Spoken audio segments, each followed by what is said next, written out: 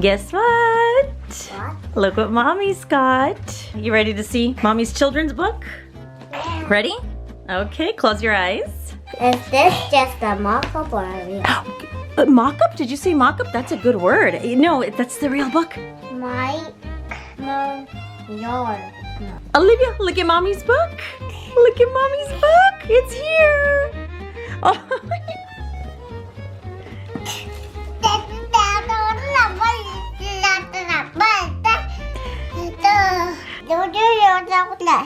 That's right. As I have been telling all of you guys on Twitter, I published a children's book. You are going to find a link in the description of this video to our e-commerce site, the BB Shop, where the book is available for sale. However, the BB Shop will not be open until this video finishes playing, so please be sure to watch this video to the end. I will give you all of the details about the book, like the price and where you can buy the book at the end of the video. But for starters, I just wanted to tell you a little bit about why I decided to publish a children's book. While my collaborators and I have been working on this book for almost a year now, the actual concept that underlies the book is something that I've been thinking about for about 10 years now. So this is something that I'm very passionate about, so I'm probably gonna be even more hyper than usual, if that's even possible. It's possible. Like, I am so excited about this project. I'm so passionate about this project. I should start by telling you that this is not your ordinary children's book. For one, it's written in English and in Japanese, so it's bilingual. But that's not all. What I really wanted to do is incorporate my own parenting techniques, the techniques that I use every day when I interact with my 5-year-old son, into this book. Also, throughout the years, I have gotten so many comments from all of you noticing certain ways that I interact with my son. So I took all of the comments that you have been giving me and also started to think about my own ways, the ways that I feel I interact with my son on a daily basis, and I combined those two and I actually turned that into a method. The other thing is that I have heard from all of you that you want your children to be good English speakers in the future. So I wanted to create a book that sort of incorporates a new kind of parenting method that would actually help your children become better English learners in the future. I will talk a lot about this method in great detail a little later in this video, but for now, I just want to show you guys the book. As you can see, the actual children's story part doesn't start until page 13. Basically, the first 11 pages are dedicated solely to me talking about this new kind of parenting method. A very talented friend of mine, Yoshiko Sugita, drew the illustrations, and they're so beautiful. Not only are the illustrations beautiful and heartwarming, but they're really appropriate for this new kind of parenting technique that I'm introducing in the book. The reason being that this parenting method requires a lot of detail in the illustrations, but I will talk about the method a little bit later. Also, I should mention that the overall design work for the book was done by a member of the BB family, Miho Hattori. The design work was kind of tricky because we wanted to show both that it's a heartwarming children's book, but also that it's a how-to book for parents. Now let me tell you a little bit about the story itself. The story is actually a really simple story about the importance of sharing. I actually co-wrote the book with one of my best friends in the world, Nick Ashley. He is by far one of the most creative people I have ever met in my life, and he is such a beautiful person overall. We had so much fun working on this story together. Now, right after I upload this video, I will be uploading another video. In that video, you will get to see me reading the story in English to my 5-year-old son, Alex. You will be able to see close-up shots of the illustration and the English and the Japanese as well. More importantly though, you will be able to see how I'm incorporating this new style of parenting into the storytelling process. So please definitely watch that video. Okay, so now let me tell you about this new kind of parenting method. Probably the most commonly asked question I get from all of you guys is, what is my parenting philosophy? The answer to what my parenting philosophy is basically this book. What's in this book is the core of my parenting thinking, my parenting philosophy. Put simply, my philosophy is I want my children to be able to have their own opinions and to express those opinions confidently. I don't want them to be shy. I don't want them to be thinking, what if somebody laughs at me if I say this? Or what if I'm wrong when I say that?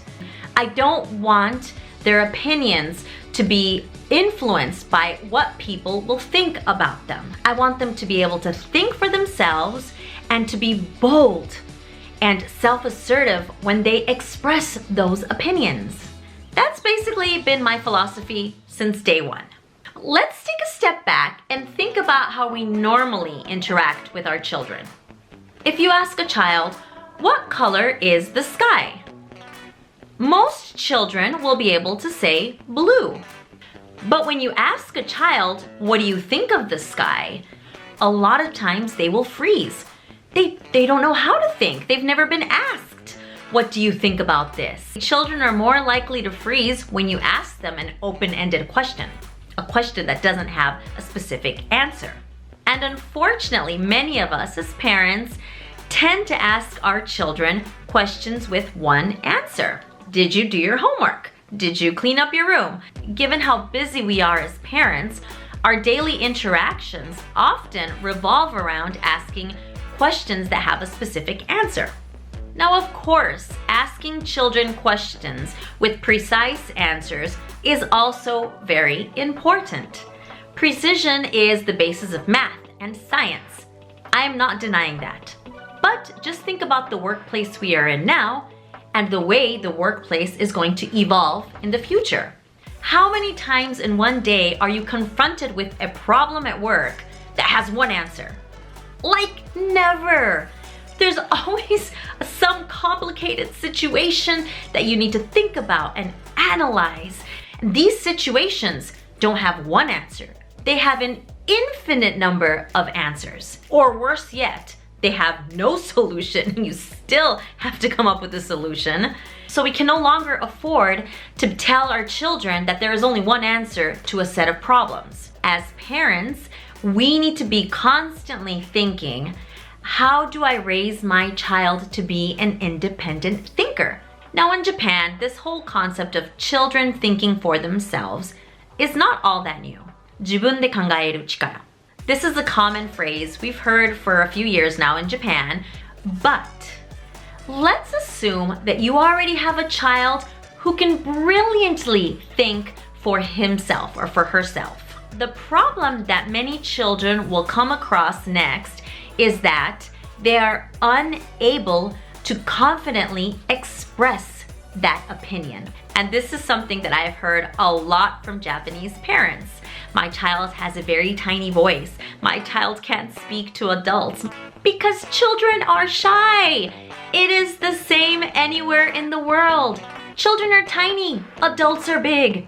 That's scary. That is normal. But that shyness is what's preventing even the most brilliant independent thinkers from confidently expressing their thoughts and their opinions. So the end goal shouldn't be to teach your children to be independent thinkers. That is step one. We also need them to express those thoughts and those opinions confidently without being shy. Now, to make matters worse, an inability to think for yourself and confidently convey that opinion really hurts when a child is trying to learn English later down the line. I get so many messages from parents telling me, my child has been in English lessons for so long and they still can't speak. What's going on? When our children clam up, it is not because they don't know the English. A child who has been learning English at school for a few years does know English. It's in there somewhere. The question you should be asking is, how comfortable is my child with communication in general? If my child was put in front of a room in Japanese and asked questions, would they be able to answer them? If they can't do that in their native language, they probably can't do that in English. So the first thing as parents we absolutely need to do if we want them to be good English speakers in the future is, while they are young, we need to get children comfortable with thinking for themselves and then expressing, conveying what they're thinking. That's what it comes down to. In this book, I have incorporated a very specific new kind of parenting method that helps parents teach their children how to be independent thinkers and how to convey those opinions confidently. I call this new parenting method the TQ method. TQ stands for teaser question. Here's how it works. Every page has a corresponding number. After you read a page to your child in either language, you ask them one teaser question. Every page in the story has a set of sample teaser questions. The questions are in both English and Japanese. After you ask your child a teaser question, you just wait and see how they respond. All of the teaser questions are open-ended questions. So you will not find a question in here that has only one answer. That is the heart of the TQ method. Since this is a new method, I made sure to keep the story very simple.